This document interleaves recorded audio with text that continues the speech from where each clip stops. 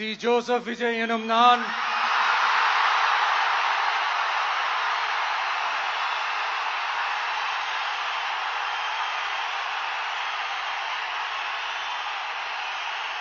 சட்டப்படி அமைக்கப்பெற்ற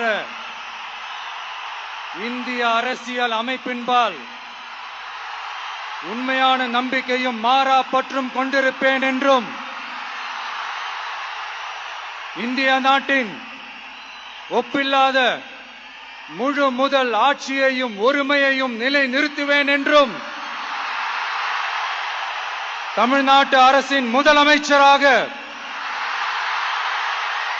உண்மையாகவும் உளச்சான்றின்படியும் என் கடமைகளை நிறைவேற்றுவேன் என்றும்